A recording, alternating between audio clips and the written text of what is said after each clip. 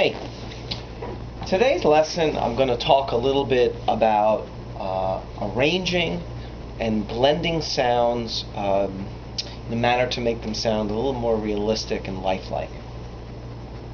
One of the things that I'm using, today I'm on a Roland AT900 Platinum, and one of the things that's really interesting in the new instrumentation is that you have the ability to combine actual acoustic sound with the real live voicing. So we have on here today an acoustic solid body guitar. This happens to be one of the expanded voices with a little better sound technology. So here's what that sounds like. Okay? There it is. And you can go into these instruments and to make sounds, number one, a little bit more realistic, your touch sensitivity, initial touch, dynamic keying, your instrument may call it a number of things, should be active. And what that means is, on a Roland, for example, there's a button that says Easy Touch. You don't want that on. Easy Touch means that no matter how hard or lightly you press the key, the volume of the sound remains consistent. Here, if I press lightly, the harder I press, the more sound I get. As a matter of fact, you hear that change? Okay, the sound will actually change if I really give it a hard hit. I have mine set at 10, which is the maximum range of sensitivity that you can get. The higher the number, the more sensitivity that sound will have, and the more features and things you may hear in it. But to really make that sound real, if you ever see people play guitar, they'll slide their fingers down the fret. Sometimes they'll hit the body. So there is actually, in the percussion section, a sound called Acoustic Guitar Noise Menu. And if you put that on and play keys, that's the fret noise. It'll change. Little body noise. Okay, so if you put that on, depending where you are in the... could be ghosts, right? But if you combine that with your acoustic guitar,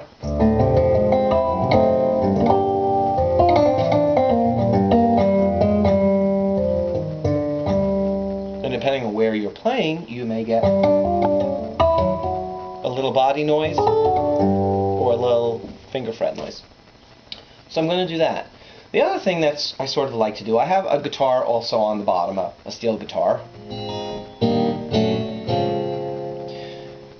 But I like to bring in vocals. Now I'm going to just put on a couple of vocal sounds. One of the vocals that I find very contemporary on this instrument is called F chorus, female chorus, who.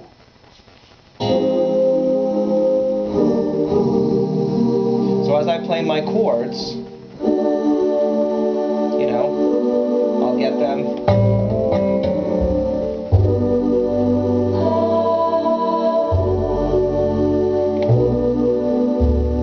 And I can combine them with my guitar.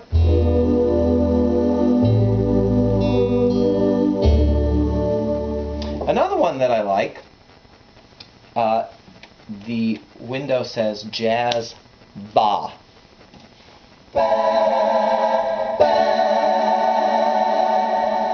It's kind of interesting.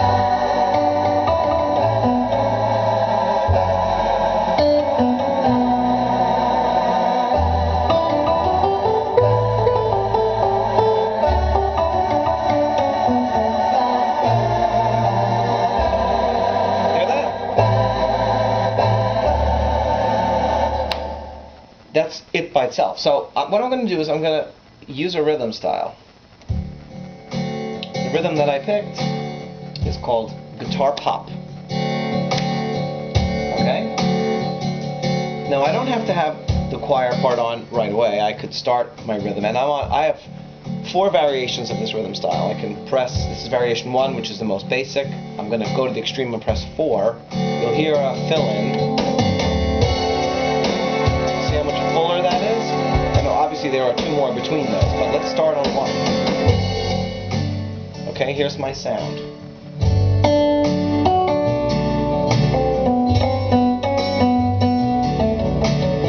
Okay, so I have my pattern playing. There's a guitar in there, but I don't have any vocals on yet.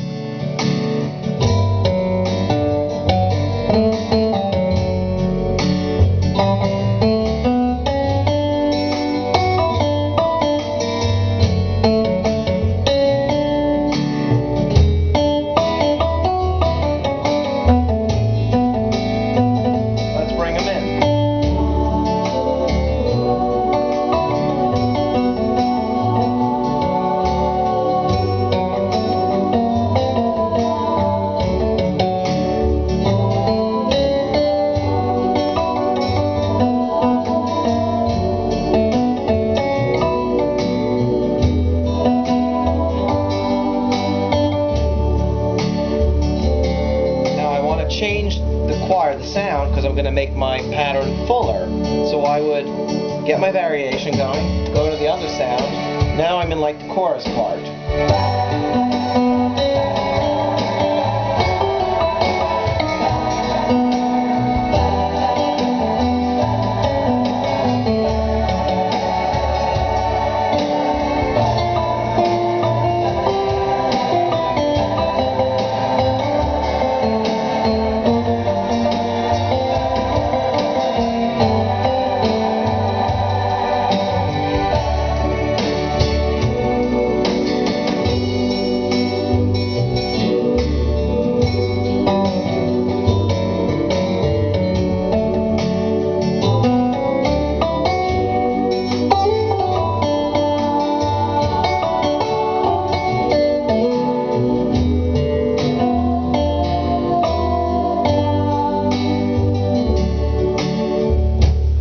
Get the idea?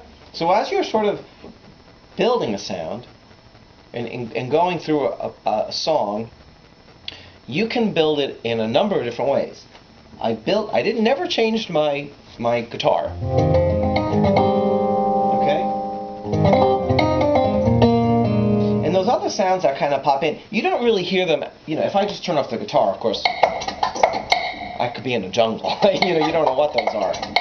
When you put it all together, the effect in the guitar is much more realistic. Now, you're not just noticing those sounds because I have accompaniment playing, I'm using the background, plus I have sounds coming out of my chords from my left hand. And what I tried to do was, as I went through the style, as the pattern was simpler, we just had this basic steel guitar. Then when I wanted more sound, I added this who choir.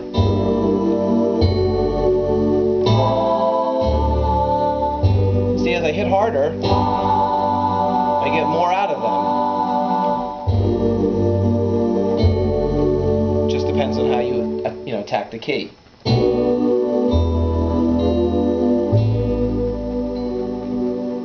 Then, when my pattern became fuller, I went to this much more solid. See, it lingers longer, and there's no dynamic there.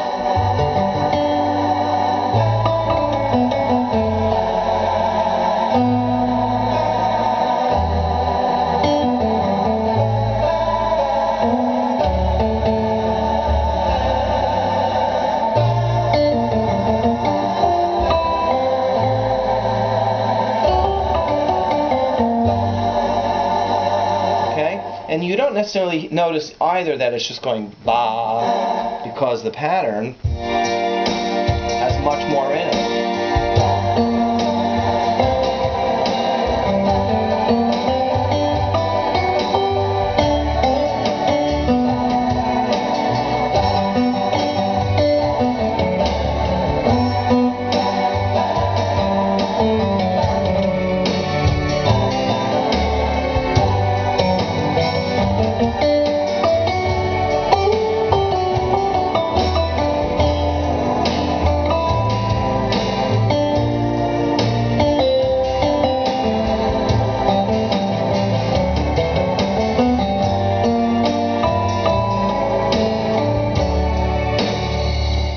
Alright, so there's my little sort of building lesson. And you could do this kind of effect on your arranger, background part with kind of any kind of a style.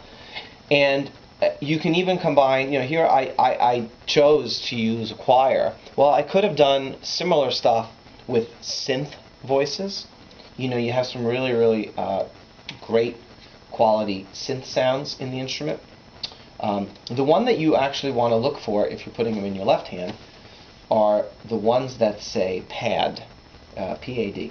And they're usually very good for that. This one was like falling.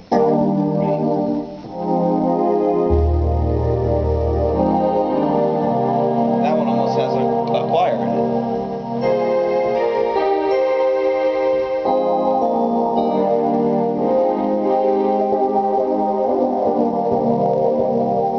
one is called Mystic Strings.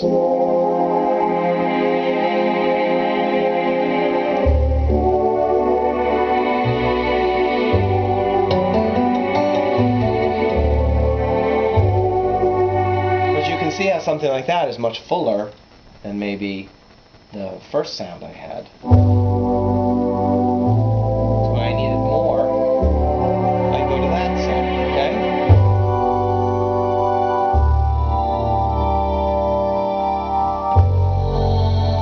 This one you can't tell, but it's actually panning, moving from left to right around me.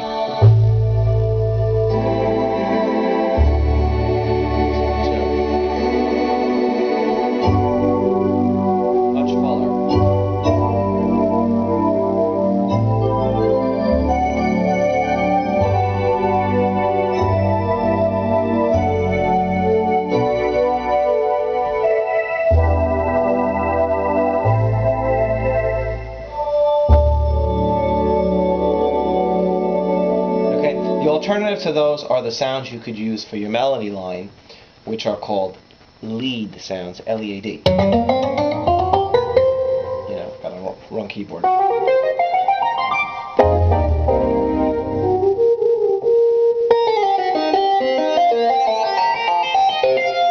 This one's actually very dynamic. It's an oscillator type sound. It's you know, depends one of it only play one note. Depending on how I hit the keys, I'm going to get a different sound.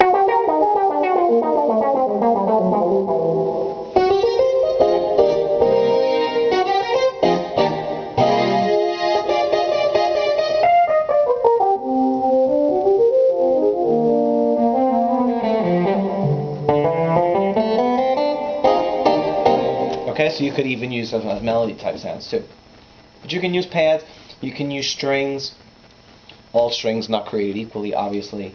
Some are much softer than others. Some are reminiscent of chamber orchestras, or very classical type sounds, you know. This is string 7, but very mellow. String 3 is similar, has a little of a delay. String 4 has a shimmering effect. Like there, you know. Some are deep.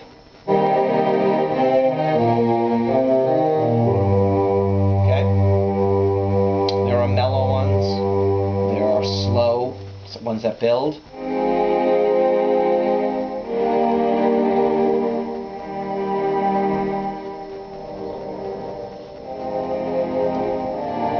I'm playing them all the same way, but you'll see some are softer. That's a Jupiter 80 string.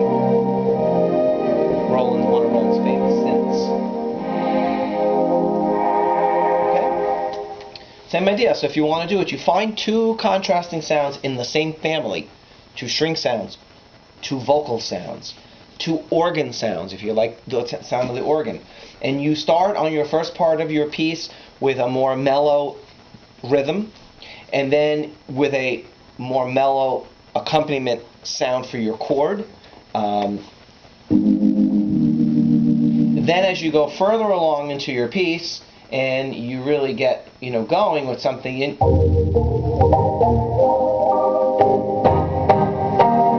get something with a little more bite to contrast the fuller variation that you're going to have in your rhythm style. And that will give you a sort of a basic way of using your instrument and playing with it. To make it easier on myself, Roland makes this really easy. You actually could put both sounds into a button labeled Others, and there's an alternate button below. So you could put the one sound in the button that says Others, and then press the alternate button and use that button for the second sound. So all you have to do when you're playing is reach up, press the button that says alternate, and that sound just reverts over, you know, so that you literally can go from who to that. One press. Okay, and I can select any of the two sounds in the instrument of the 500 or some odd sounds that are in here to use for that specific purpose. As far as the rhythms go, variation buttons are really largest for them. You could save all of the stuff into a piston, into a preset if you want to make your life easier, but I play on the fly, so for me it's a lot more fun to just push the buttons. Plus, if you push buttons, it looks like you know what you're doing, right? So, you have both options of using it. The rhythms will all have a kind of a variation from something very simple to something very, very complex. And I use, for the most contrast, you use variation 1 and variation 4, because there are obviously 4 of them you can use. So I hope that helps a little bit. I'm going to write a little bit of this up to try and explain it better on the site, but I thought if I showed it to you, you would have a better, clearer understanding of what I'm talking about there. All right, thanks. Have a great week.